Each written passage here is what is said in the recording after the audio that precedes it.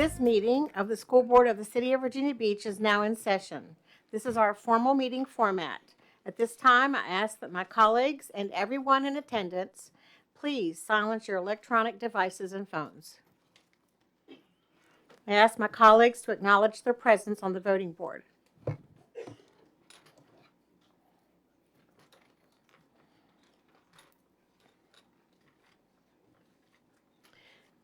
Mrs.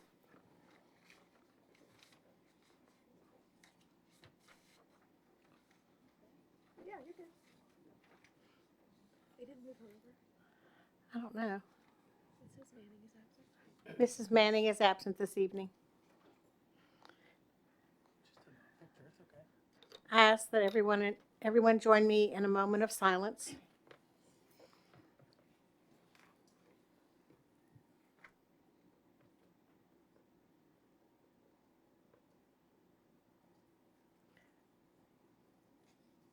Please rise as you're able for the Pledge of Allegiance. I pledge allegiance to the flag of the United States of America and to the republic for which it stands, one nation, under God, indivisible, with liberty and justice for all. We will now proceed with our public awards and recognitions. Mrs. Melnick.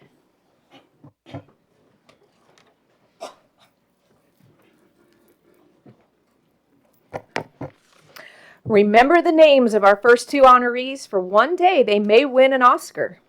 Please welcome students who were named Outstanding Actors in Class 5A at this year's State Theater Festival competition. They are Salem High School's Akela Baha and Tanner Harbison.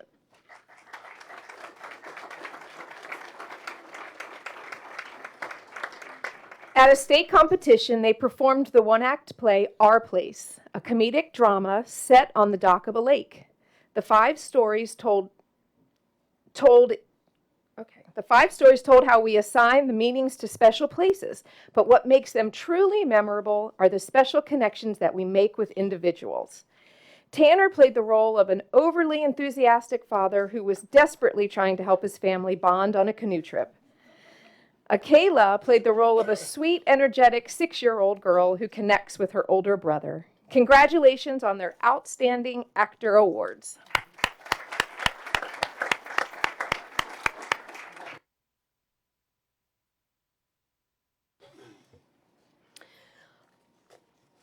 Our next recognition is for the state's forensics champions, but it has nothing to do with the TV show CSI. Forensics competitions refer to competitive public speaking. Let's meet the 3 state champions from Salem High School. Junior Caroline Chown won first place in prose interpretation for her reading of a passage from The Women of Lockerbie, a poetic drama about the triumph of love over hate. Junior Sophie Brotmarkle and senior Tanner Harbison placed first in the humorous duo interpretation event with their performance of the Greek mythology Olympia Gonza. Congratulations to our state forensics champions.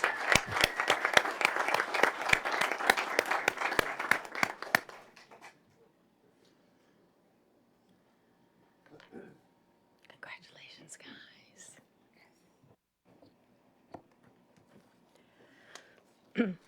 Earlier, you met potential Oscar contenders. Now it's time to meet potential future superstar teachers. These students, who took classes at the Technical and Career Education Center, won first place awards at the Family, Career, and Community Leaders of America state competition. Competing in the Teach and Train event, Tiffany Galagos won first place for writing and implementing lessons for preschool special education students. She not only won, she earned a perfect score. Tiffany will attend Old Dominion University to become an elementary special education teacher.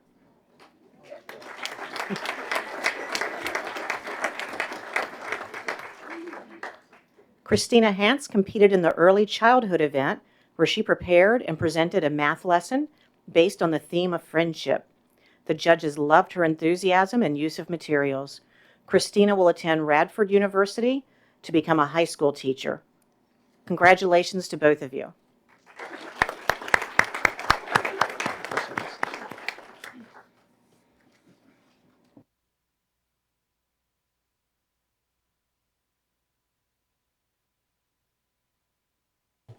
Got to hear me.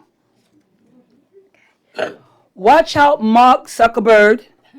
Our next honorees won first place at the Future Business Leaders of America State Leadership Conference, and they all won in technology-related events. Let's meet these Advanced Technology Center students. Jonah Ebert, who holds numerous IT certificates, won first place in cybersecurity. He masters the 1-hour exam where he was tested on defending against viruses, spam, spyware, and more. Well done. Go ahead. Kian Nguyen won in the database and design events, which tested his ability to work data in a variety of scenarios. He also holds a certification in Microsoft Access. Congratulations. Hunter Blackwell won first place in Introduction to Information Technology, which is a 1-hour test on a range of IT topics, including networking, the Internet of Things, and more. Hunter is only a sophomore and is already the best in the state. Give him a hand. Yes. Jacob Hopsalot Sheen won in networking concepts where he was tested on network operating system, security, network access, connectivity, and more. He is a rising junior and already holds 2 industrial certificates in network administration. Nathan Mack, not here. Well, let me tell you what he's done. Okay. Took first place in word processing. This was a hands-on event where he demonstrated his ability to create professional documents with advanced features. He is also a Virginia Microsoft Office Specialist Champion. Congratulations to all of you.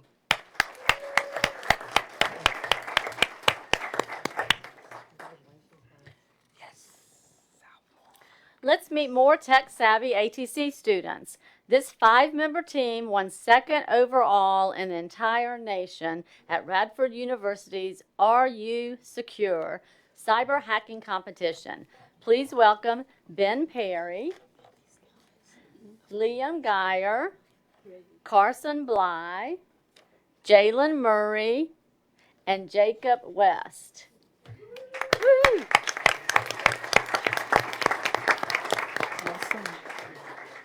More than 250 students representing 63 teams from across the nation's high schools, as well as 3 community colleges, competed.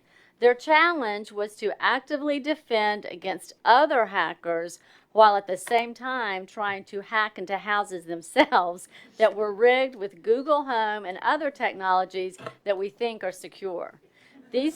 These students, who are enrolled in the Network Administration and Cybersecurity 1 program at the ATC, emerged as the second-place winning team in the entire nation. As a prize, each one was offered a $1,500 scholarship to attend Radford University. All right. Congratulations. Woo! Congratulations.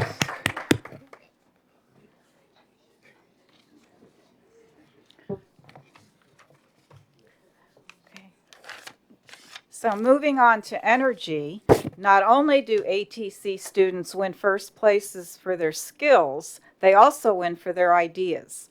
Let's meet the 5-member team that won first place in Virginia in the Youth Awards competition sponsored by the National Energy Education Development Project. And I should note that 2 of the 5 are not present tonight, including the first one listed, Clayton Hartwell. We also have Aaron Auger, Jasa Ferreira, not here, Justin Siraj, Austin Coons, and their advisor, Dr. James Barger.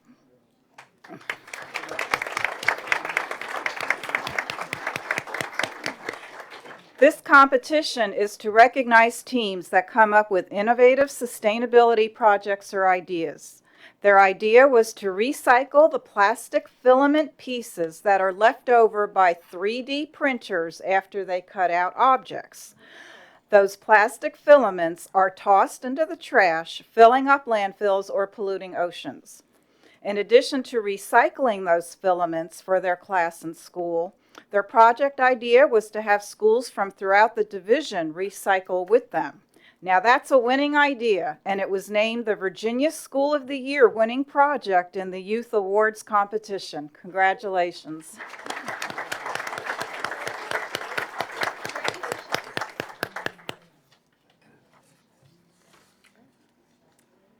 All right. Our next honorees won first place at the State Outdoor Track and Field Championships held earlier this month. First up is Anaya Mosley from Ocean Lakes High School. Yep. Okay, we're going to talk about Anaya anyway, though. Anaya capped off a spectacular year, winning the 800-meter run in Class 6 with a time of 2 minutes, 13 seconds. Winning the state championship is a phenomenal feat in itself, but what's even more amazing is that Anaya accomplished this in her freshman year. She is one to watch. Congratulations to Anaya. Next is Mia O'Neill from Lansdowne High School. Mia is the 400-meter champion, winning with a time of 54.7 seconds. She accomplished this as a sophomore, which makes her the youngest track champion in that school's history. Wow. This multi-talented athlete also earned all-state and all-region honors in various events, so congratulations. Let's meet another record holder, Zamia Stelly from Tallwood High School. Zamia is the 300-meter hurdle champion, winning with a time of 43.33 seconds. Zamia now holds school records in the 100-meter dash and 300-meter hurdles. She's also ran on 3 relay teams that hold school records. Congratulations, Zamia. And speaking of relays, our next honorees are a relay team from Salem High School. Abaya Olds, Andrea Armstrong, Lyric Huggart, and Makia Jarrett. Okay. This team won not just one, but 2 relay championships. Their first state title was in the 4x200-meter relay during the indoor track season held in February. And then at the outdoor track championships, which were held at the beginning of June, they won the 4x100-meter relay. Their time of 47.26 seconds was the fastest time of all classifications that ran at state this year. Congratulations.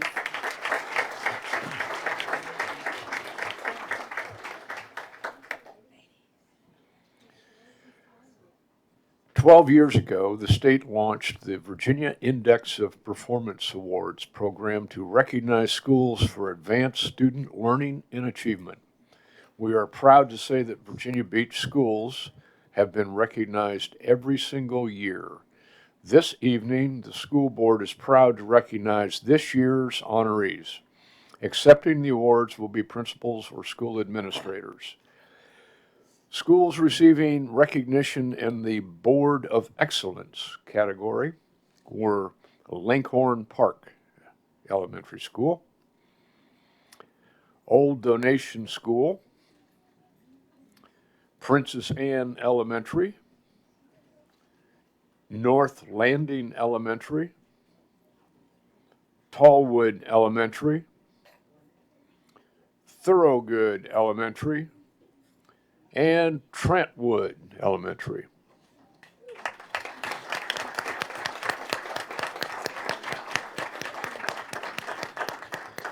This honor recognizes schools that met all state and federal accountability benchmarks and made significant progress towards goals for increased student achievement and expanded educational opportunities. Next are Distinguished Achievement Award honorees, including Great Neck Middle, Green Run Collegiate, John B. Dye, Ocean Lakes High School, Princess Anne Middle School, and Three Oaks Elementary.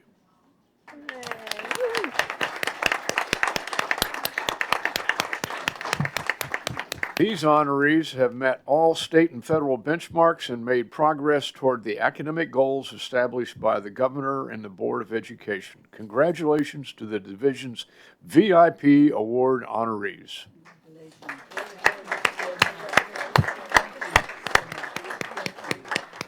This concludes our recognitions.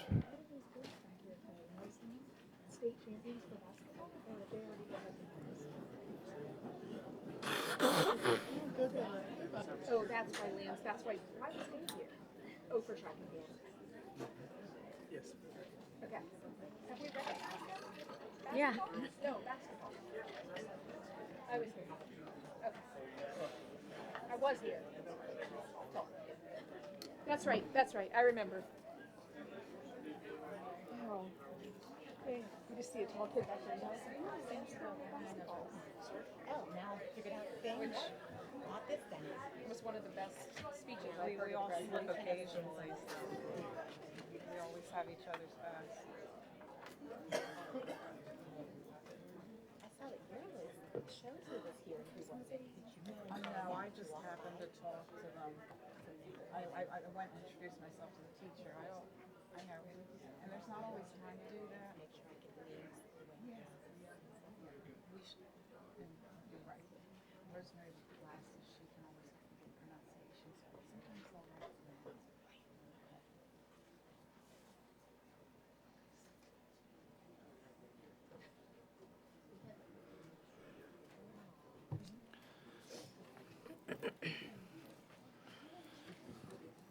Oh, got more people coming in. These are the administrators coming in.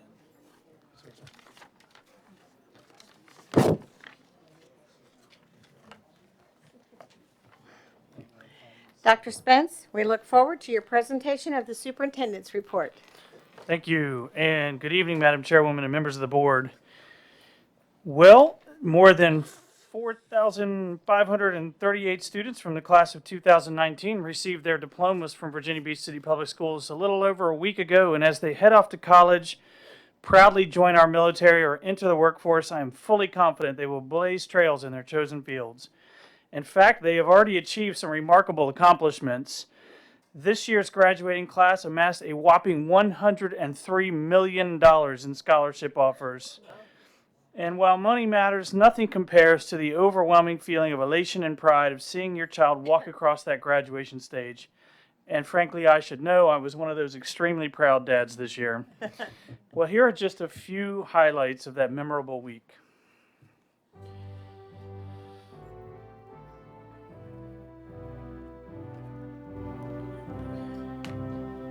Good afternoon and welcome to the class of 2019 commencement exercises.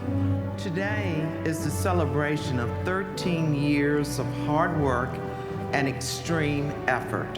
Whether you are entering the workforce, joining the military, or headed off to college, this is only the beginning. Just like a book, the first few chapters may have seemed slow and uneventful, but now things are about to get really good. We have much to accomplish in this world. Change still needs to be made within our local communities and our nation. Hard work and overcoming difficulties brought us here to our high school graduation. We have imagined ourselves here for years, and we should be proud of our accomplishments. Success isn't something that can be defined by other people. The definition of your success can only be determined by you. Whether it be happiness, a good job, or great friends, that definition is unique to each and every one of us, and that's what makes life so amazing. Even though the journey through high school seemed different for every one of us, they all led to the same moment, with us all standing here together, ready to graduate. Whether our journey consisted of taking SOLs, AP exams, the WISE, or the Fitness Grand Pacer test, we all succeeded and made it to this very moment where we find ourselves standing together. Although our time together ends tonight, Lanestown has provided us with some things that will last us long after high school. Indelible memories, unforgettable experiences, and amazing relationships. As our bright 4 years of high school come to a close, we, as a class of 2019, now prepare for a new journey. Once we walk across this stage tonight, know that the diploma you receive today is representative of the many meaningful experiences that brought us here today. This diploma is our own personal monument to our work, our strength, our sacrifice, and our perseverance. Graduates, today is the day we embark on the journey we have been eagerly anticipating our entire lives. It's scary and a little sad, but it's also exciting. We grew up with each other in Kempsville's halls, and we have been lucky to watch it grow with us.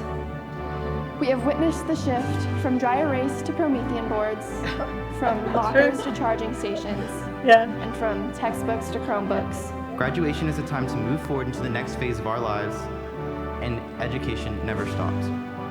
What we have done up until now is only the groundwork for the skyscraper that is our future. School is meant to teach us that there are tough lessons that we'll face, but it is our integrity that defines the people that we are.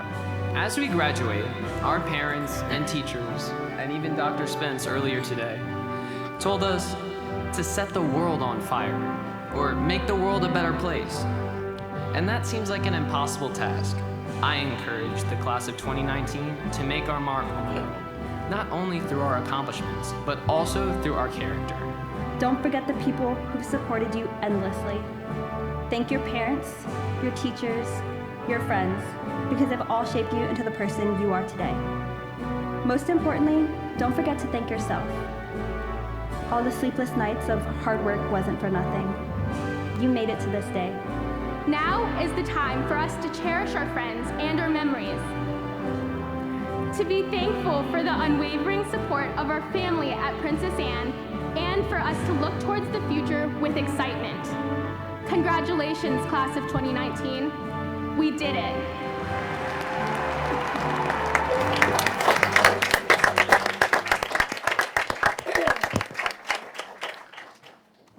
Just as a reminder for those who want to relive every moment of our graduations, replays are available on bbschools.com. This compilation will also be posted on bbschools.com as a part of our Compass Keeper videos. And that concludes my report. Thank you, Dr. Spence. Madam Clerk, do we have any speakers on agenda items this evening? No, we do not. Thank you. Thank you. The chair will entertain a motion to approve the minutes of the June 10th meeting. Mrs. Riggs has made the motion. Mr. Edwards has seconded. The voting board is open.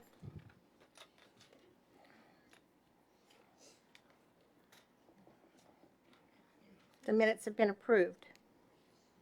One of our board members has asked that we move item A4 from the consent agenda and add it to action. So if there's no objection, we will move the consent item A4 to action, and it will become action item C. The chair will entertain a motion to approve the agenda as amended. Mrs. Holtz has made the motion, seconded by Mrs. Felton. The voting board is open.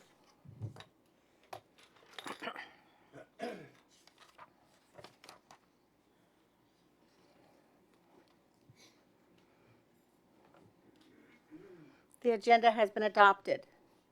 The consent agenda has several items for approval. The first item A has to do with the organizational matters of superintendent's designee in the absence of the superintendent's signature authority, and payroll deductions. Item B is to delete the meeting on July 23rd and to revise our schedule so that July 23rd has been deleted from our meeting schedule. Next, we have also payroll deductions as part of item A. Sorry. Item C has to do with legal services cooperative agreement for fiscal year 2020.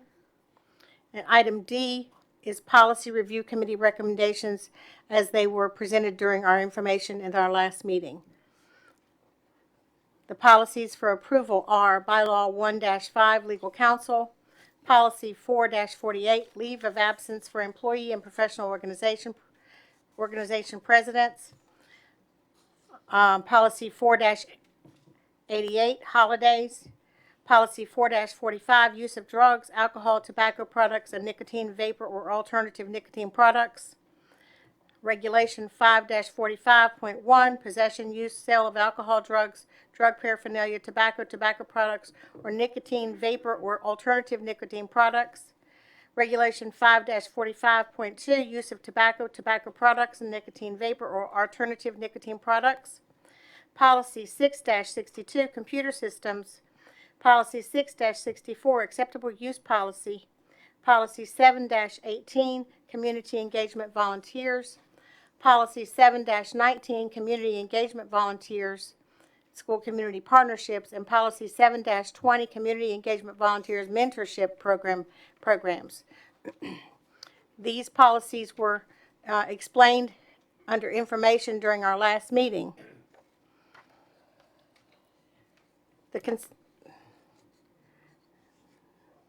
We have, the motion is on the floor, and we don't have a motion yet, sorry. Is there a motion? Mrs. Melnick has made the motion, seconded by Mrs. Rye. And is there, well, there's no discussion, but on this, the voting board is open.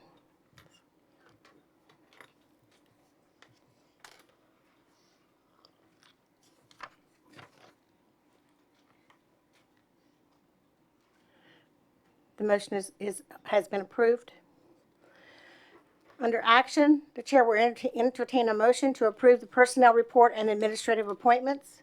Motion is made by Mrs. Melnick, seconded by Mrs. Rye. Is there discussion? Seeing none, the voting board is open.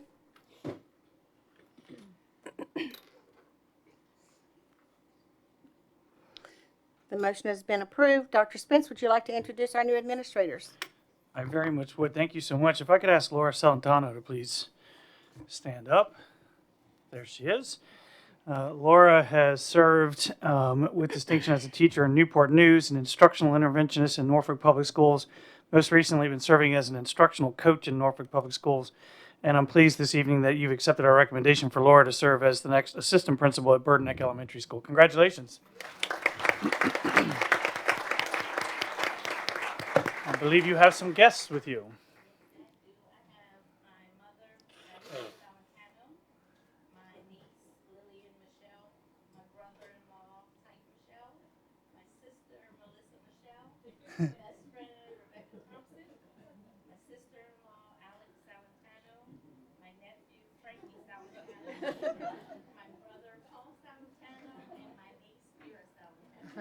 Very nice.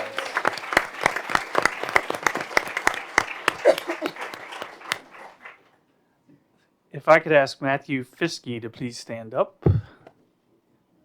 And Matthew has served with distinction as a teacher at Coleman Place Elementary School and an instructional interventionist at Coleman Place Elementary School in Norfolk, an assistant principal at Granby Elementary, most recently as assistant principal at Bayview Elementary in Norfolk Public Schools. And I'm pleased this evening you've accepted our recommendation for him to serve as the next assistant principal at Lynn Haven Elementary School. Congratulations.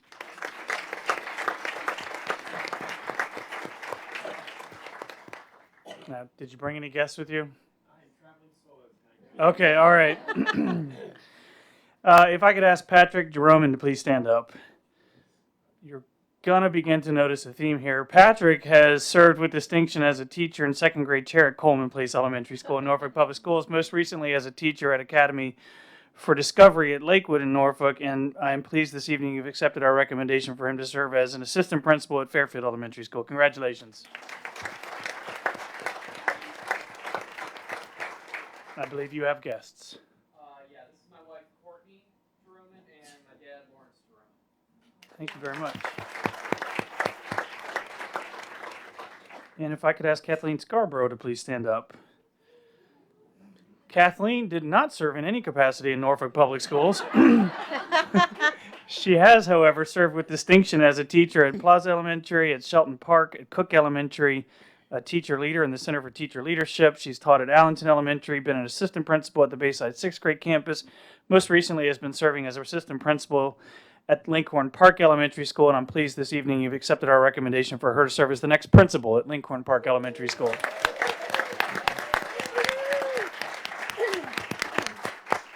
If you could introduce your guests. This is my husband, Sam Scarborough, and my son, Jake Scarborough, and my daughter, Addie Scarborough.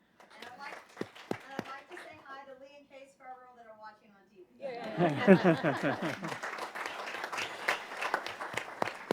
If I could ask Courtney Wilson to please stand up.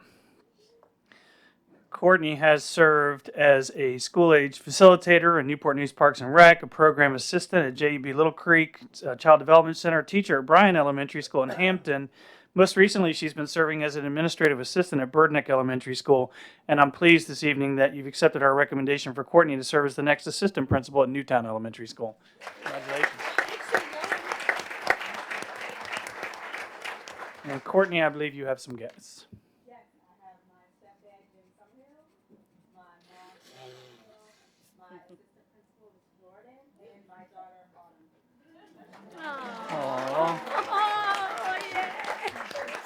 You could just hold her up all day. We were all just, oh. If I could ask Reed Baker to please stand up.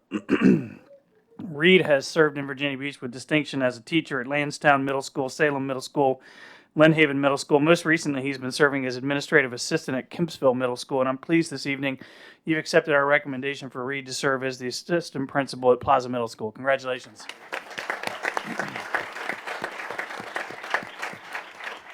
And you have some guests.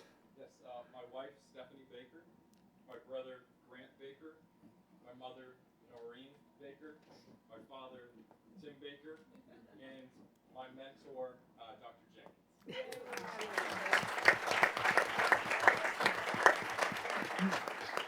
If I could ask Sarah Mendez to please stand up.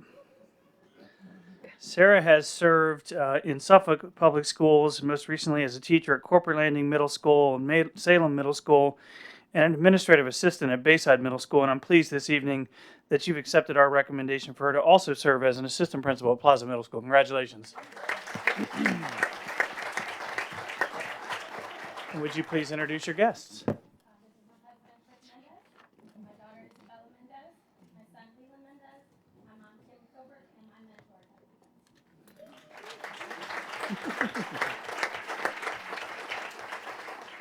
I could ask Troy Walton to please stand up. Troy has served in a variety of capacities, including a teacher at Bayside High School, Salem Middle School, and Bayside Middle School. He's been a dean of students at Bayside Middle School. Most recently has been serving as a assistant principal at Plaza Middle School. And this evening, I'm pleased you've accepted our recommendation for Troy to serve as the next assistant principal at Bayside High School. Congratulations. And you have some guests with you. My son Drew, my daughter Henry, and my wife Brittany.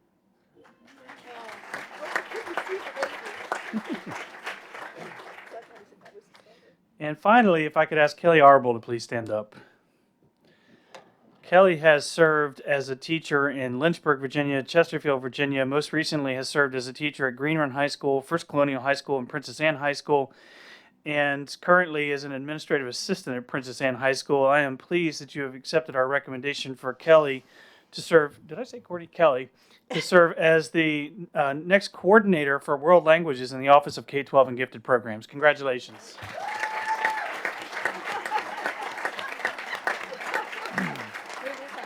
I feel like that's our citywide Teacher of the Year yelling in the background, so hi, Rachel. Would you like to introduce your other guests?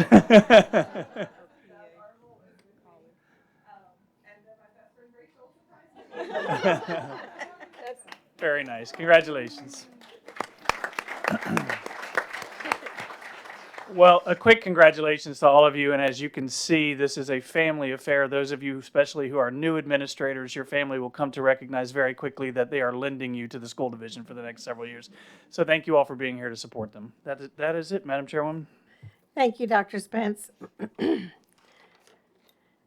Next, we have Citizens Advisory Committees. The chair will entertain a motion to approve the appointments to the Citizens Advisory Committee committees as they are presented on the screen. Mrs. Riggs has made the motion, seconded by Mrs. Melnick. Is there any discussion? Seeing no discussion, the voting board is open.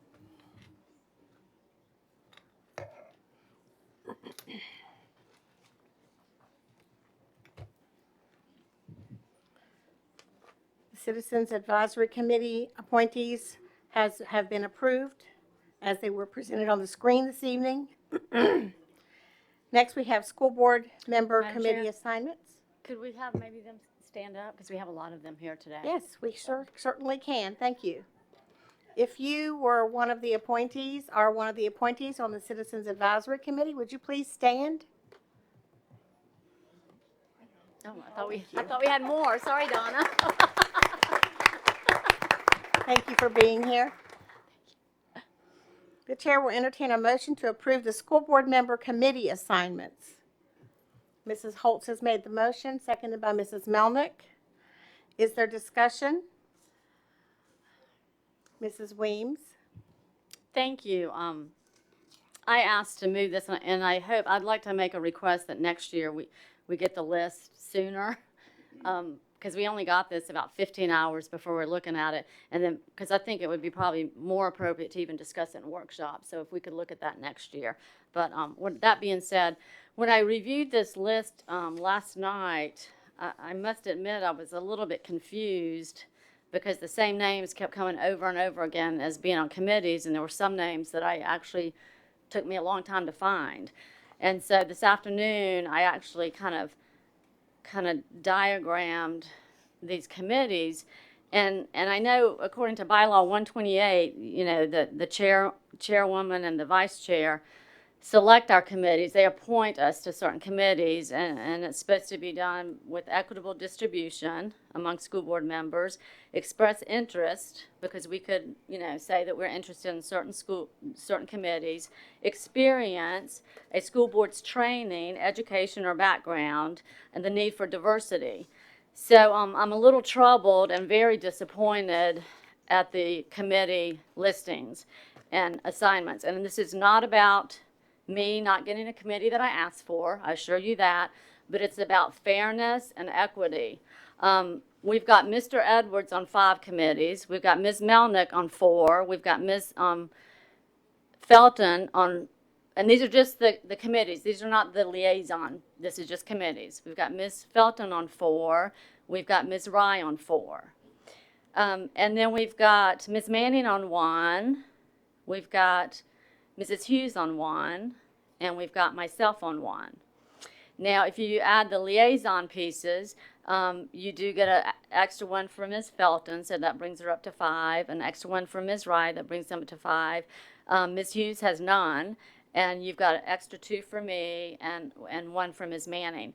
So it doesn't seem like it's equitable when we have some of our board members being assigned to 1 and others being assigned to 5. Then we look at certain committees that we all know have a lot more work, probably a little bit more need for expertise, and I think those are the internal audit, the policy review, and the legislative committee. You've got 4 people pretty much dominating those committees: Mr. Edwards, Ms. Melnick, Ms. Rye, and Ms. Riggs. And again, I am not saying anything about these board members that are on these committees, but I just think the assignments were not fair. I don't think it took into place interest. I mean, Ms. Manning's not here, and I didn't have a chance to talk with her, but she was on the audit committee, and she was an auditor for a living. Ms. Hughes is a lawyer. I did call her this afternoon and asked her if she requested any others that she got, and she said, yeah, the policy review committee and the legislative committee, which kind of seems that, hey, let's throw in a legal mind on there. That sounds good, especially for the policy committee with what she's dealt with.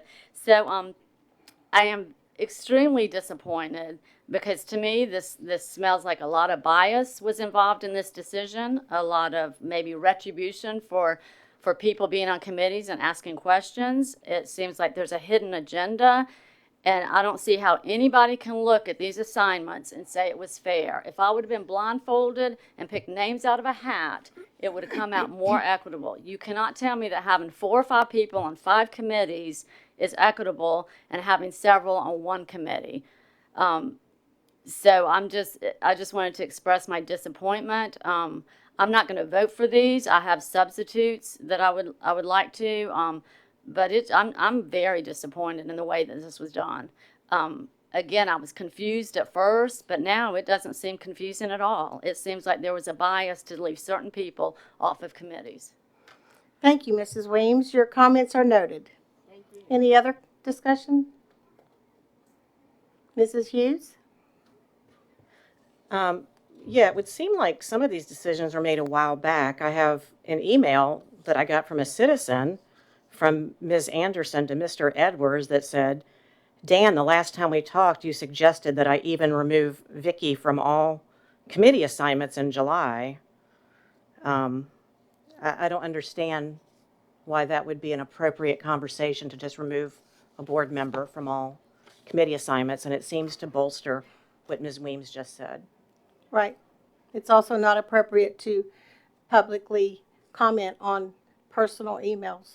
These were subject to FOIA, so they're public information. Oh, okay, thank you. But your comments are noted also. Thank you. Are there any other comments? Mrs. Melnick? I would just like to note that also these committees were decided based on availability and previous attendance. That's a problem. We have members of this board who do not respect the institution, BBCPS. They do not respect the sanctity of closed sessions or personnel matters. There are constant Facebook mistruths.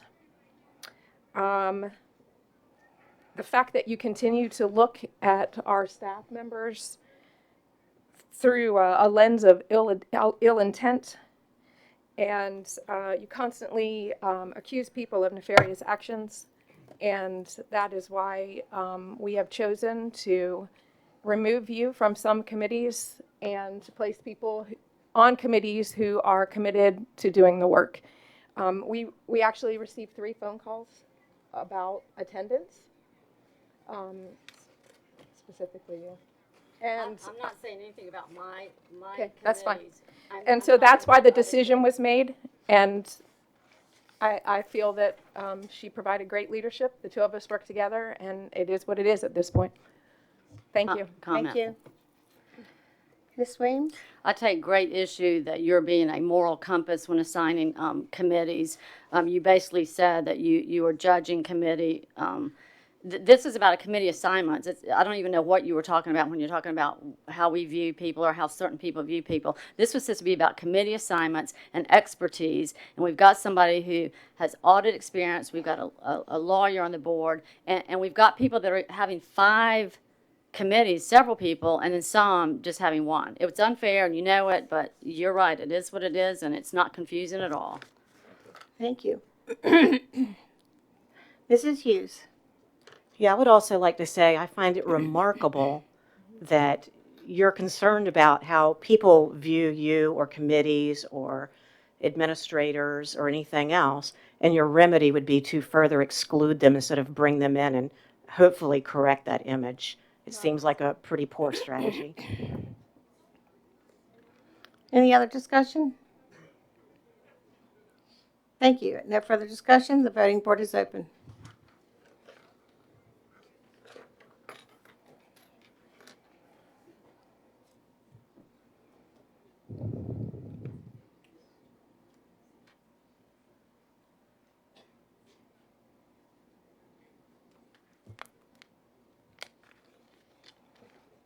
The committees have been approved. Next, we have information items. The first information item we have this evening is a report from the Special Education Advisory Committee.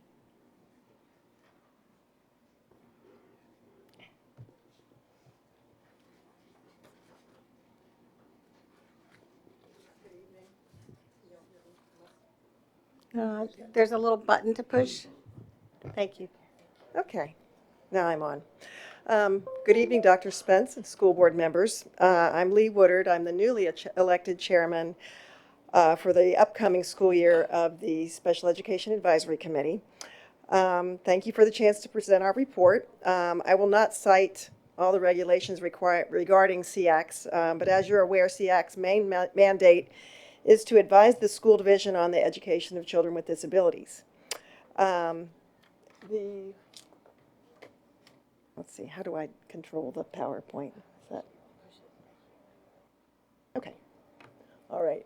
So I won't go through all of those citations. Tonight I will present some content that's not on the PowerPoint before you, but it is in the written report that you have. But basically I have used the VDOE letter of findings as my outline. And I don't want to bore you with regulations and things. I know y'all are good at those, but I am not. In general, this has been a challenging year for both SEAC and the Virginia Beach City Public School Division, particularly for special education services. The systemic complaint that was filed last summer that I know you are aware of, and the subsequent VDOE letter of findings have served as a wake-up call to our school division. SEAC has also undergone an upheaval in its membership and its leadership, and consequently has not had its most productive year. However, these events can serve to revitalize our mandate. And SEAC would like to emphasize to the school board our willingness to help make your job of serving the special education students of Virginia Beach easier.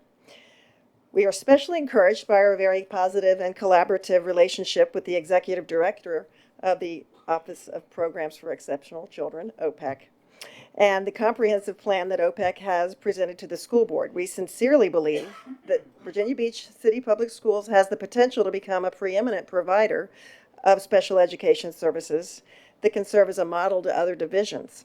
SEAC would like to help change the culture and attitude in the schools, as well as the community, to treat students with disabilities with compassion and respect and remove any stigma of disability.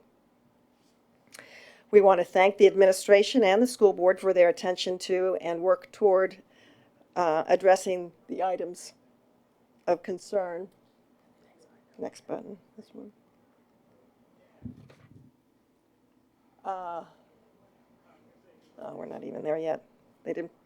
So we'd like to thank the school board and the administration for addressing certain items of concern and the noncompliance that was identified in the letter of findings. Specifically, regarding the finding of noncompliance in post-secondary transition, the VDOE has provided some mandatory training on post-secondary transition to various special educators.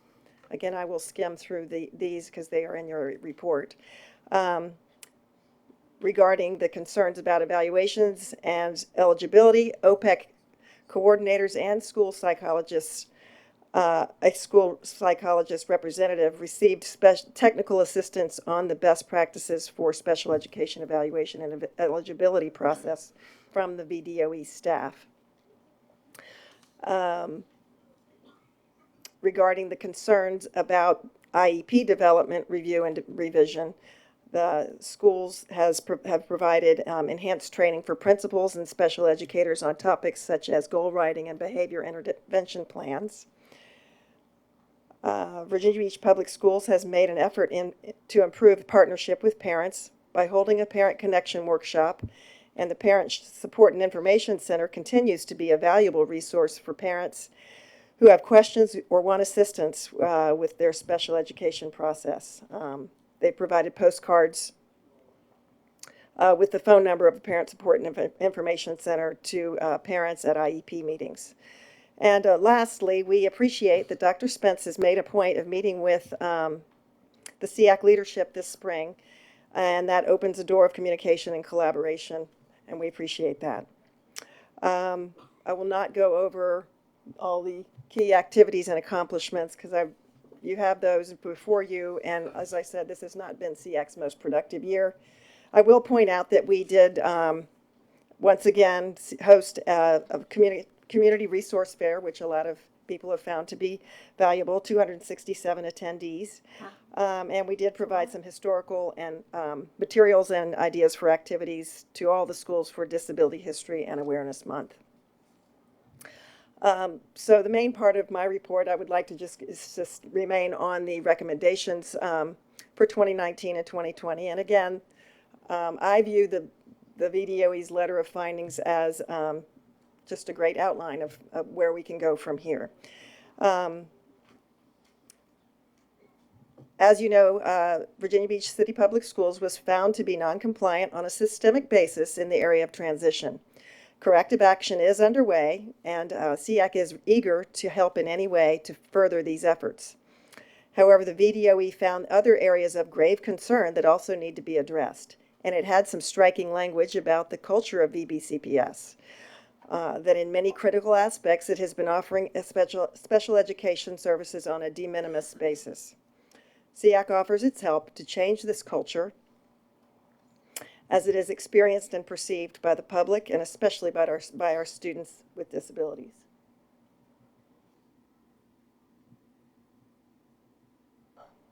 Here we go.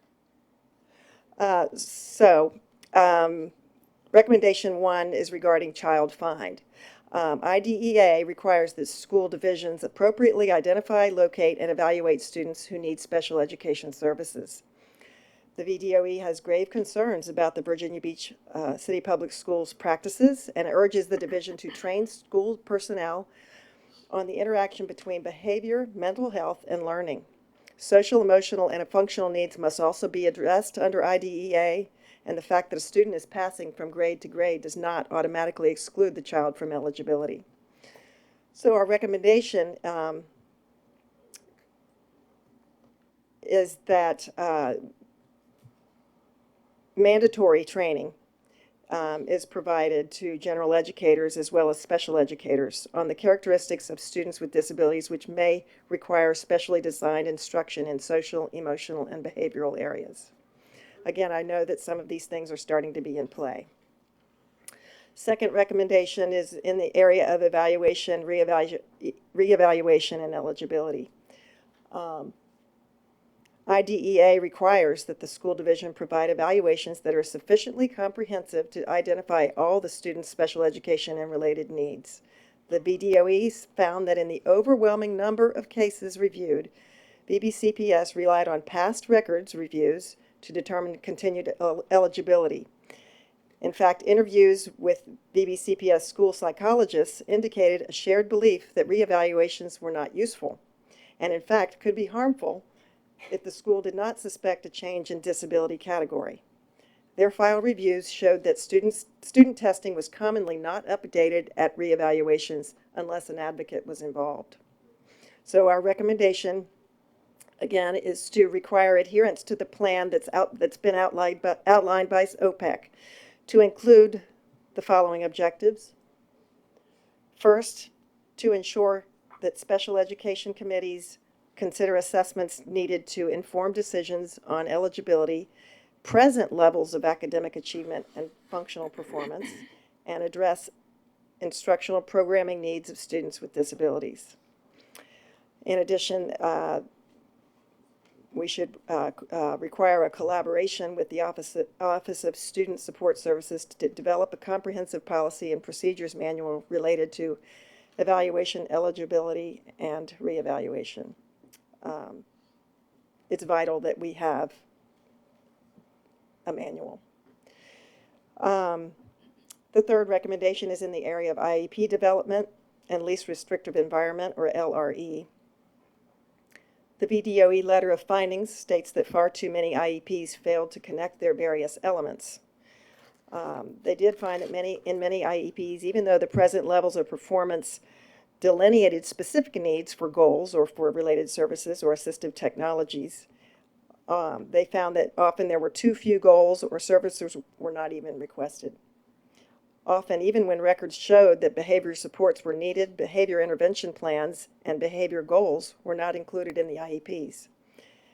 And the VDOE urges VBCPS to promptly address these issues.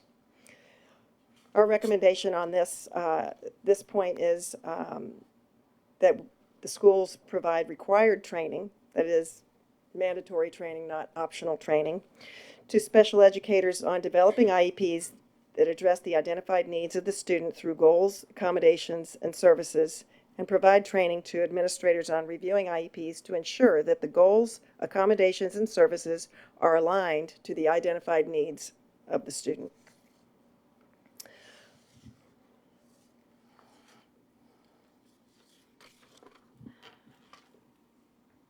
Again, the SEAC would like the school board to require adherence to the plan that's outlined by OPEC on these objectives. The fourth recommendation has to do with free appropriate public education, FAPE. The VDOE found that almost 2/3 of the parents interviewed reported that their child had been bullied, either by other students or, more alarmingly, by a teacher or administrator. This further supports our conclusion that far too many teachers and administrators in the VBCPS fail to understand the relationship between behavior and learning, the effect of trauma on learning, and the ways in which a disability can affect behavior. So our recommendation regarding FAPE is covered by recommendations for 1 and 3. Recommendation 5 has to do with organizational issues. The VDOE is disturbed by the fact that building level administrators have limited accountability to Central Office Special Education Administration. In addition, the psychological and social work services have limited accountability to Special Education Administration. And the decentralization that exists in VBCPS gives the public the sense and the experience that there are different rules at every school on things that should be standard across the division. These organizational issues noted by the VDOE have a profoundly negative impact on students with disabilities and can create barriers for parents and others to address the needs of students with disabilities. Our recommendation is that IEP team members and the professionals who have the most experience and training in special education are allowed to have more influence in decisions that impact students with disabilities at the building level. Last recommendation is regarding the Parent Support and Information Center. Students with disabilities benefit from parents who are involved in and educated about the special education process. And the Parent Support and Information Center provides invaluable services to parents with a staff of 1. Personally, there have been times when I have felt like the Parent Support and Information Center staff person was the only person on my team. And that is as a parent of a student receiving special education services. Our goal, all of us, should be that every parent sees every school system employee as part of their team. So we would recommend that you explore ways to enhance and expand available services of the Parent Support and Information Center. Thanks to the school board's appointments tonight, the SEAC is encouraged to have an influx of qualified and interested committee members and look forward to partnering with OPEC and advising the school board on matters pertaining to our students with disabilities. Thank you for hearing my report. I look forward to our year together. Thank you. Do we have any questions, concerns? Anyone? Yes. Ms. Weems? Ms. Woodward and Ms. Roble, who's in the audience, I just want to thank y'all so much. I mean, your expertise means so much because you deal with it on a daily basis, because I know that you're the greatest moms of kids who learn differently, and so you're in the trenches and you hit the nail right on the mark. And we all have gotten that report, and we're working on it, like you said. Special education is a huge, complex entity, so we're going to work on it. And I am so pleased, like I said earlier, it had nothing to do with my committee assignments. I'm so pleased that I was appointed to be the liaison to SEAC, so I will see you, and we will work together. Thank you so much. We look forward to that. We're pleased too. I know. I am too. Thank you. Mrs. Rye? So to piggyback on that, just thank, on behalf of all of us, thanks to all who stepped up in this advisory capacity, and to you for your leadership to come. And I just thought I'd take the opportunity to shout out to our special education teachers who are certainly part of this team effort. Anyone else? Ms. Owens? I also wanted to acknowledge and thank you for stepping up. I think that when you came and were able to talk about the VDOE letter of findings, as well as the turnover with the SEAC leadership over the past year, and acknowledge challenges both at the division level and in the committee level. We're really at the first step of what needs to happen to move forward. Clearly there are challenges that need to be addressed, and the fact that we are able to come and openly acknowledge the challenges so that we can start moving forward, I think is incredibly important. And I'm really glad to see that we're looking at goals where we're looking at the connection with behaviors to learning and IEPs. We have work to do, and I'm looking forward to helping with that as well. Thank you. Well, thank you, and I am too. I appreciate your comments, and I do think that it's important to look forward, not backward, and we're excited to do that. Thank you very much. And thank you to all the members who are here this evening to support you as well. Next, we have a report from the Gifted Advisory Committee.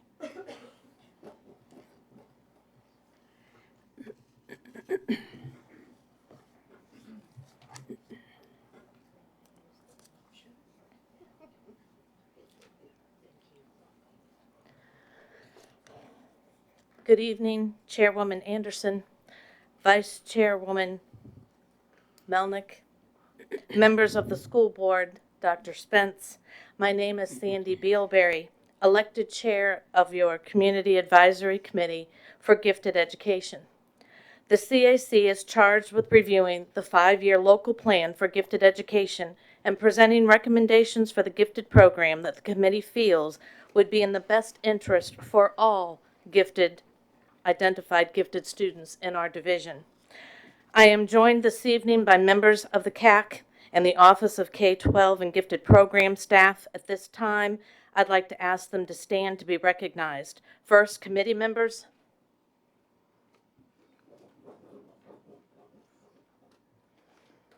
And now the Office of K-12 and Gifted staff.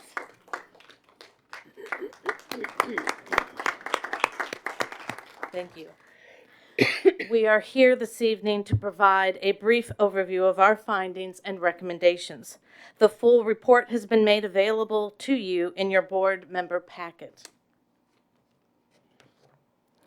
The current 5-year local plan for gifted education 2015-2020 includes the following areas: identification, delivery of services, curriculum development, professional development, equitable representation of students, and parents and community involvement.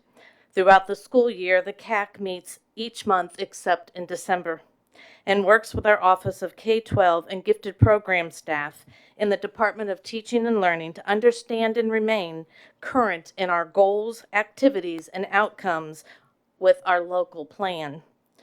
For our review of the local plan of the 2015-2020, we are pleased to report the goals and activities and outcomes for the 2018-2019 have been completed or are underway. In areas where the work is ongoing, these activities will continue to be monitored by this CAC moving forward. There are several items to note for which to share with you this evening. Under the topic of identification, the Gifted Education Testing Office collaborated with the Military Connected School Counselors and the Joint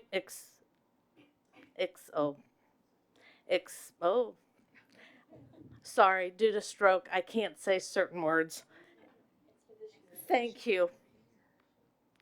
Base Little Creek, Fort Story, School Liaison Officer, to explain and discuss the identification and placement process to our military families. This collaboration will continue to be as important as we work to meet the needs of our military families transitioning into VBCPS. In alignment with the Virginia Interstate compact for military children. An FAQ sheet was developed specifically to assist military families in navigating our gifted program offerings and procedures. Under the topic of professional development, to continue emphasizing the importance of social and emotional learning in meetings that meets needs of the gifted learners, the Office of K-12 and Gifted Programs offered the workshop to all gifted resource teachers entitled Advocacy Without Alienation, emphasizing the student voice as a tool for supporting students to regularly self-advocate and reflect on their learning process, as well as to develop and strengthen their self-advocacy skills. Under the topic of equitable representation of students, the Office of K-12 and Gifted Program staff designed and facilitated the Supporting for Emotional Needs of the Gifted SING model parent pilot group book talk with parents of gifted children from Title I schools. 20 parents participated in the 6-week pilot program using the book, A Parent's Guide to Gifted Children. The event was well attended and successful. As a result, a team of 16 gifted resource teachers will become certified facilitators during the upcoming school year, and the book talks will expand. In addition to reviewing and monitoring the local plan for education for the gifted, the CAC members also conduct site visits. We meet with parents, teachers, and administrators and answer questions for residents interested in the VBCPS gifted program on a regular basis. Whether at a special event, such as our annual Navigating the Journey event, the CAC members also work closely with our Office of K-12 and Gifted Program staff. This year, the committee held meetings at school sites across the division in order to learn more about programs in places and explore multiple pathways for our gifted students. Some of the locations visited was Bayside High School, Health and Science Academy, and Brandon Middle School. These visits included an overview of the gifted program by school staff and time for questions and answers. The committee found that these visits to be highly informative. A highlight of the meetings at the Bayside Health Science Academy for the gifted student panel, during for which the students discussed the importance of how gifted programming and its impact on their education and their future careers. The joint regional meeting for our gifted directors and their parent advisory groups we held in October. The roundtable discussions were topic interests, and advocacy efforts in place for across the region. Our regional committee members expressed great interest in how our committee works and our schedule of site visits to inform the recommendations to the school board. As a result of the success of this experience, the regional directors and committee representatives continue to request yearly meetings of this type. The activities mentioned and many others are highlighted in the report in which you received. Tonight's presentation to the board is a focus on the recommendations we've determined would be best beneficial to our program as a whole, and more importantly, to all of our gifted students in our division. We look forward to monitoring and advocating for these areas of focus. Before we review our recommendations this evening, I would like to review with you our CAC student representative's experience. Her name is Kayla Thomas. She could not be here this evening. She's a current 2019 graduate of Princess Anne High School's IB program. In light of her not being here, I would still like to have the impact of her words delivered to you. These are her words. This past year, serving as a CAC board member has been an honor. Holding the duty of representing gifted students across the Beach Division has been both enlightening and humble. Since being identified, being a gifted student has taught me that diversity in learning is essential in the classroom and that there are many different ways to solve any given problem. I've worked with the GRTs in and out of the classroom as a gifted student at Great Neck Middle School and at Princess Anne High School. With this, I was able to bring a fresh perspective to the CAC. My role as a CAC representative, student representative, was not only a wonderful learning opportunity for myself, but it was also a great responsibility for which my duties this year to represent all of my gifted students, both identified and yet those not yet identified, and bring the discussion to the needs in the classroom. Our goals as a committee this year was to ensure that every gifted student, regardless of their background, had the access to gifted resources they needed to become successful. As a committee, we worked tirelessly to ensure we found solutions for our students. It has been an honor to work and to learn with such inspiring adults, and I hope as I move forward onto my higher education that I may encompass their qualities as leaders in which I've seen.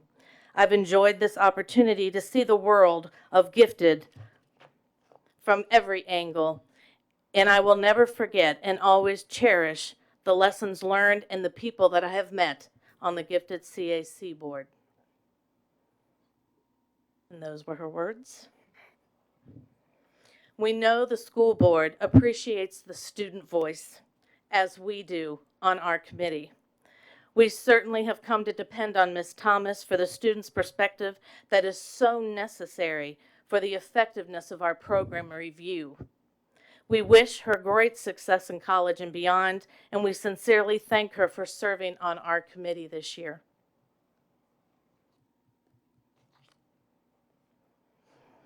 As a result of our thorough review of activities outlined in the local plan, monthly meetings and presentations on topics associated with gifted education, and our numerous site visits to see programs in action, the Community Advisory Committee for Gifted Education respectfully submits the following recommendations to the School Board of the City of Virginia Beach. Support building administrators in prioritizing essential GRT responsibilities before assigning specific site-based commitments and obligations. GRT responsibilities are outlined in elementary, middle, and high school GRT handbooks. Support and encourage the high school administration in finding additional opportunities for GRTs and school counselors to build meaningful relationships with gifted students. For example, the high school advisory block, One Lunch, innovative technologies. These are all examples in which we can outreach. Access and implementation and continue to refine the high school cluster model with the emphasis on clustering in grades 9 and 10, especially during that transition time of 9th grade. Communicating with parents and students and collaboration efforts between all stakeholders in order to address the unique needs of high school gifted students. Continuing to expand the professional learning opportunities for gifted resource teachers, gifted cluster teachers, and other instructional staff, school counselors, and administrators to ensure the implementation of culturally responsive practices to meet the diverse social and emotional needs of our gifted. Support communications between gifted staff, school counselors, and special education case managers, parents, and all stakeholders to advocate for the academic and social and emotional needs of the gifted learners.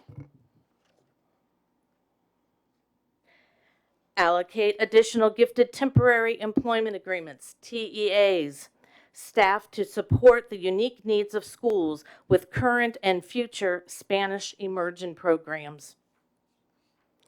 Allocate a TEA position for the development and implementation of a gifted model at the Renaissance Academy to support gifted services, including student transitions in an alternative education setting. Continue to expand and support the Emerging Scholars Initiative, the ESI program, to achieve an increase in the number and the quality of gifted referrals among students. In closing, we believe that the Virginia Beach City Public Schools has one of the strongest gifted programs in our nation. We want to thank you, the school board, for its continued support and contributions to the quality of our educational services that the Virginia Beach City Public Schools offer our children of gifted and talented programs. At this time, we are prepared to respond to any questions that you may have. Do we have any questions or comments? Seeing none, we thank you very much for your report. And thank you for your service. Do we have any gifted advisor? Oh, you all stood earlier, but we thank you for your service and for volunteering to be a part of this organization. Thank you very much. Next, we have the interim financial statement. Good evening, Chairwoman Anderson, Vice Chairwoman Melnick, school board members, and Dr. Spence. As of the end of May, our overall revenue trend remains acceptable as illustrated in our first graph. While our March 31st ADM did come in a little bit lower than our budget, we are still able to project about a $1.9 million surplus in state revenue. That's mainly due to the increase in the supplemental per pupil lottery from the General Assembly that offsets any deficit we see from the result of the lower ADM. Our federal revenues continue to show a favorable response as well. At the end of May, we are approximately $2 million or 117% more than our original budget year to date. It's mainly due to impact aid and also to our Medicaid reimbursements. We also have received our $1.2 million in June. It'll be reflected in June's financial statements related to our cost report settlement that was filed in the fall for fiscal year 2018. State sales tax receipts remain acceptable as illustrated in this next graph. We are approximately $1.2 million higher than last year at this time. For June, we are seeing an increase of approximately $736,000 more than June of last year. And based on the latest projection for state sales tax, we are expecting that projected receipts for the year will be higher than last year. The final graph shows that our encumbrances and expenditures trend is still acceptable at this point in the fiscal year. And as we close the year end, we are looking at that very closely and it'll take us about a month and a half to close out the year and record all of our adjustments. And then we'll be back to report to the board in September on our year end results. That concludes the presentation. Be glad to answer any questions the board may have. Do we have any questions or comments from the board? Thank you very much. Thank you. Next, Ms. Linetti will give us information about the Policy Review Committee recommendations. Madam Chair, Madam Vice Chair, school board members, and Dr. Spence, I'm Cami Linetti, school board legal counsel. On behalf of the Policy Review Committee, I'll be presenting the recommended policies for this evening. The good thing is they're fairly easy this month. First up is Policy 338, which is competitive negotiations, awards, small professional services contracts. Both the Audit Committee and the Policy Review Committee are looking at all of the Section 3 policies having to do with contracting and procurement. This is one of the ones we needed to correct. The only change that are significant in this one is in Section 2, where they're going to remove Section A, subsection 2, conditional use on there. The rest are just simply scrivener's changes. That brings us into compliance with how we are currently practicing. Much of Section 3 has not been updated in about 20 years, so it's necessary to get these policies up to date. And there are a couple other changes that are just reflecting required language that is in the Virginia Procurement Code. Next policy is 469, research involving employees. Research involving review committees. The significant change in this is in subsection A. there are clarifications on how we use them. If you're not familiar, there are rules on when you can do research involving both employees and students. Some of this comes down from the federal law, some of it's state regulation. One of the clarifications we needed to put in there is that if you're doing research that is part of the local program and you're compliant with federal law, you do not need to go through our research and review committee. If it qualifies other matters that might potentially touch on federal or state regulations, we do have an internal research and review committee that has to approve all those these different studies that are done. Some of the clarifications that we have is that you cannot do research if it's for personal reasons or if it's personal educational coursework is not something that is internal purpose that is exempted from going through the research and review. What that means, if you're working on your doctorate degree, master's degree, you can't suddenly put out a study without complying with this. You may have to clarify that and it has to meet the requirements. Also, a lot of our students do research as part of their projects as long as it's compliant with the regulations involving asking questions and research. Those do not need to be approved by the Research and Review Committee. Other than that, it's simply scrivener's changes and updating on the law. Policy 5.8 has to do with census. We do no longer do the triennial census. We have not done it for many years. And so it was necessary to pull out this policy. It's something we have not neglected to look at. So we are recommending that we repeal Policy 5-8. Policy 5.10, again, falls in the student section having to do with admission requirements. The changes to this are merely scrivener's changes. We needed to update to make sure the formatting is consistent and a couple minor word changes and capitalization, but no other significant changes to Policy 5.10. Policy 5.58 has to do with student and staff wellness. This covers a lot of different topics. Important for you is this is where we have put in the recommendation involving recess. Under subsection B, it will read elementary students will be provided daily recess of 40 minutes for kindergarten and 30 minutes for grades 1 through 5, which may not be withheld as a disciplinary measure. The superintendent or designee will develop regulations and guidelines to ensure consistent implementation. I believe you provided as part of the agenda materials the regulation. You do not need to approve that regulation. It was just provided for you to show where some of those rules that you might have been concerned about exist. And that would be the only, other than a couple scrivener's changes and updating the formatting, that would be the only changes to Policy 5.58. Again, that is where your recess policy will now exist. Final policy is Policy 5.67. It is a mirror policy to the 469 that we're looking at. It's all research involving students and research review committee. This one specifically has to do with students. The one we saw in 469 has to do with employees. Same exact language we saw in 469, limitation on when you can do it and who's approved and what is internal, what does not need to be approved by the research review committee. It mirrors exactly as we saw in the last policy I recommended. At this time, those will be all the policies that we are bringing forward for you. It's my understanding that these will be put on for the action agenda during the school board retreat on July 8th and 9th. So these will be approved instead of waiting to August. They will go into effect in July, assuming that you approve them. Are there any questions on these policies? Do you have any questions from the board? Thank you, Ms. Landetti.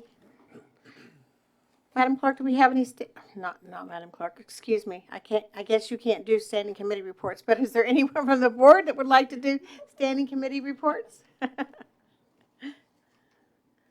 Mrs. Rye. So this is for Policy Review Committee. On behalf of my two colleagues, Trinace Riggs and Dan Edwards, we have our annual report to share. Since its inception in early 2016, the role of the PRC has been to advise the school board and superintendent concerning the need to amend, adopt, repeal, and/or merge policies. School board bylaws also fall under its purview. A present committee forecast governs the order of these policy reviews by manual section in a general way. Both the administration and school board members can request consideration of any policy or bylaw review as circumstances warrant. Also, the timing of some of our work is dictated by legislation at the state or federal level that has division policy implications. So beginning with personnel, Section 4, continue to generate discussion carried over from the previous school year with a dozen more policies concerning the full range of both the conditions and protections of employment. Specifically, employee conduct, and the duties and responsibilities of professional teaching staff were major areas of focus. Employee professional development, leaves of absence, alternative work schedules, drug and alcohol use/testing, student teachers and interns, and a new healthy work environment policy were among the additional subjects addressed. Chief John Mira and Human Resource Directors Edie Rogan and Bernard Platt participated in many of these meetings. Students, Section 5, began in earnest last reporting period, exceeded by more than double the production of any other section, with close to 40 policies and regulations reviewed. To begin, the school attendance zone policy and its related regulation were the subject of significant revision over the course of 8 months. Out-of-zone procedures for military families and children of employees were added and/or expanded upon. Child care waiver criteria was tightened. The composition and processes of the Building Utilization Committee were updated.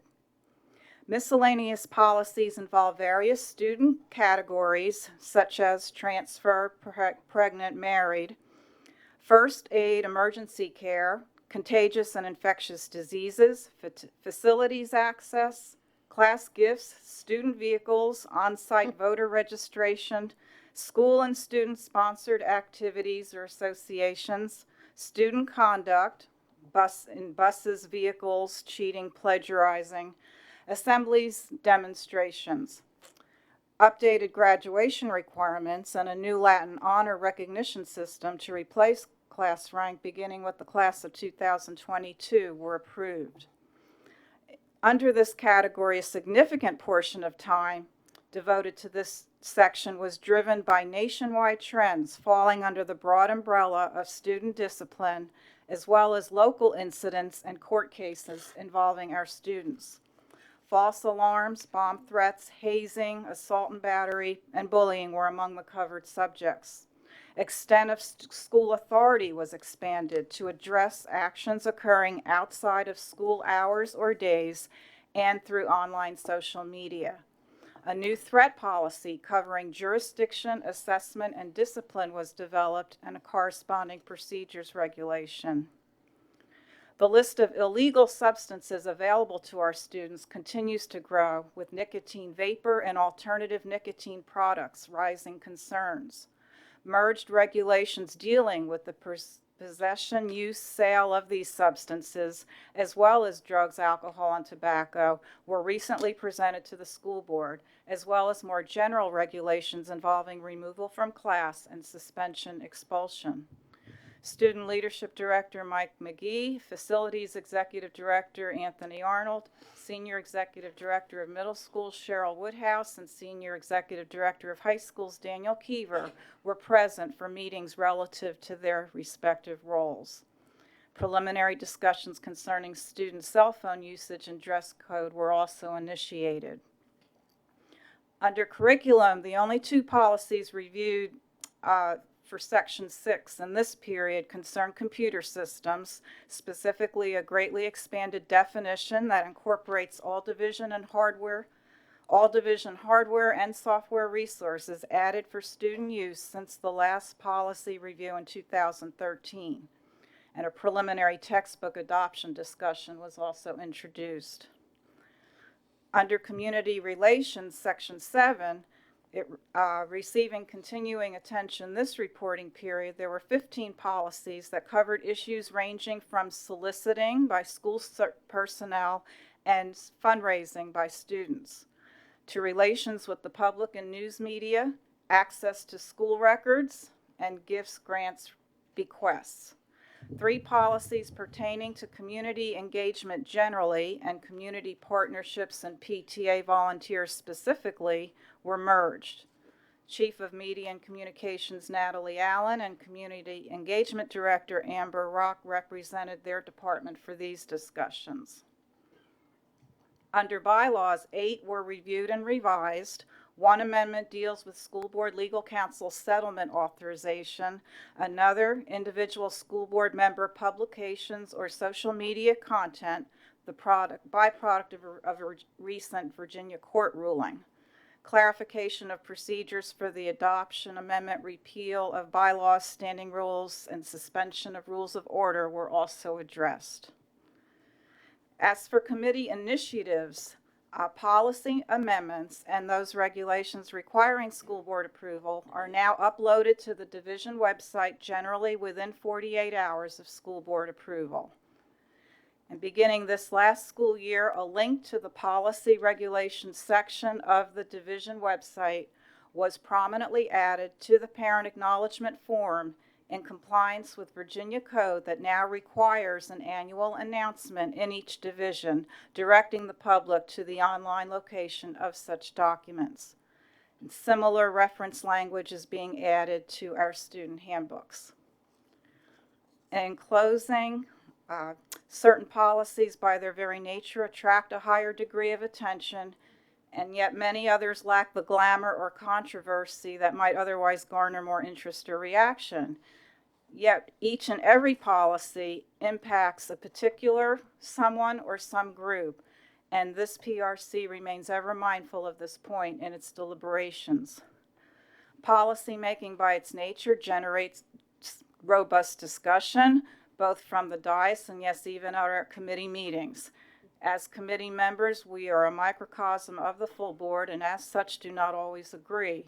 We do consider the collective input of all stakeholders within and beyond the committee when preparing policy drafts for full board deliberation. And finally, our 3 non-voting committee staff liaisons, Dr. Bergen, Chief of Staff, Legal Counsel Cami Linetti, and Policy Coordinator John Sutton provide information, guidance, and a climate of mutual respect that are all deeply appreciated. Superintendent Dr. Spence continues to offer the level of staff support to this committee time and again, and we're thankful for that. And the behind-the-scenes support roles of all departmental staff members, not all of whom come to the committee meetings, but who are associated with the policy review process, deserve acknowledgement as well. And finally, thank you, school board colleagues, for supporting the work of this committee and for the imprint left on any number of the aforementioned policies, either individually or collectively. That completes my report, Madam Chair. Thank you, Mrs. Rye. On behalf of the board, we extend our thanks to your committee because you have tackled some very, very important issues in the past year. You've had a very busy and productive year, and we appreciate all the work that the policy committee does. And just for the public's acknowledgement so that they know, this committee works tirelessly, and sometimes the meetings go 2 or 3 hours. Deliberating over policies and trying to be as fair and concise as we can with these policies. So being a school board member doesn't mean just coming here on every other Tuesday night. There are other committees that we have to spend a lot of time and work for. So I appreciate all the time and effort that this committee has done. Thank you very much. Ms. Melnick? Okay. Mrs. Holtz. Excuse me, Mrs. Chairwoman. If there are no other committee reports, I would like to make a statement of recognition. Is that okay? That's fine. Go ahead. Well, I would like to recognize our Chief Financial Officer, Farrell Hansiger. Would you please come up to the podium?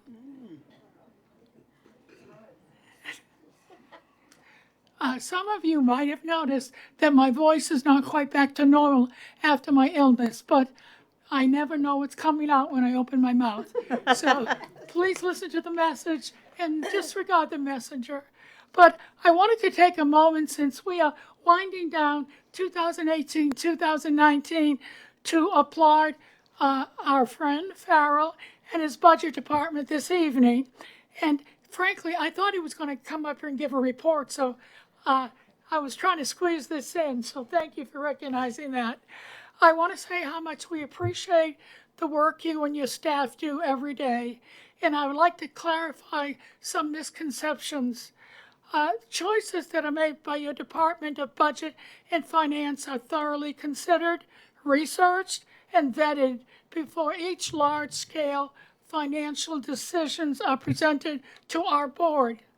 including sound checks and balances and a process within the department. So we rely on you to be our fiscal responsibility in making your decisions, and we thank you for that and for your expert guidance. For example,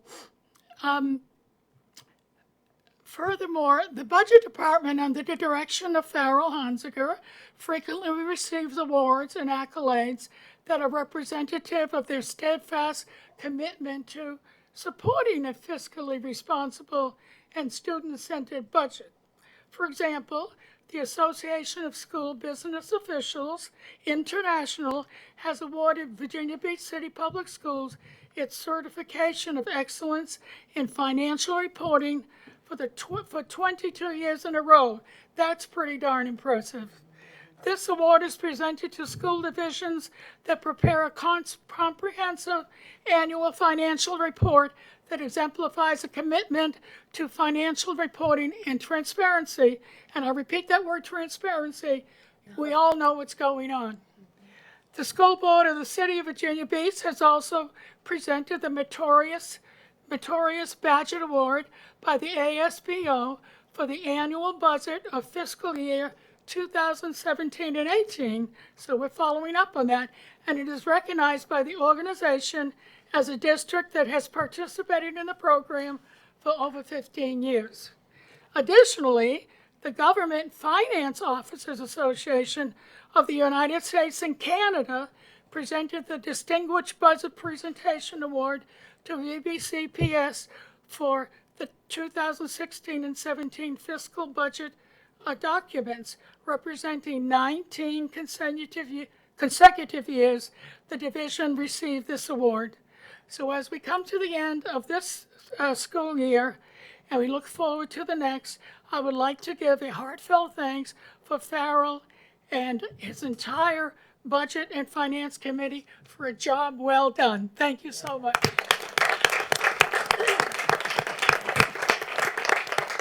Thank you. Well said, Mrs. Holtz. May I say something? Yes, sir. Yes, sir. It is. Thank you. It's unexpected.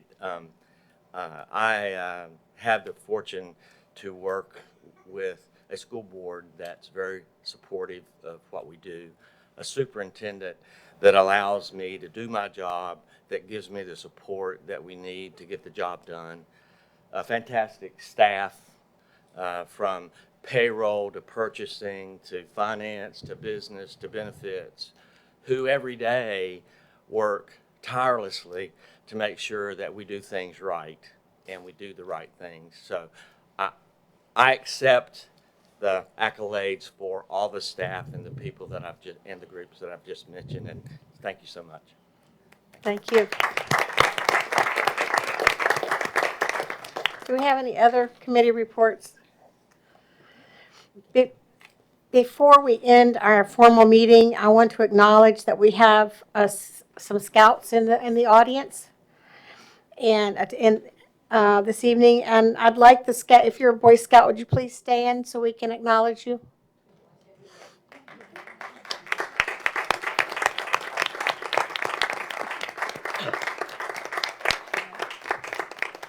Thank you for coming, and if you need us to sign off on anything for any of your merit badges, feel free to come up at the end. That concludes our formal meeting. Madam Clerk, do we have any speakers on non-agenda items? Yes, we do. We have two. Okay. In We'll just a move moment. into that position in just a moment. Okay, thank you.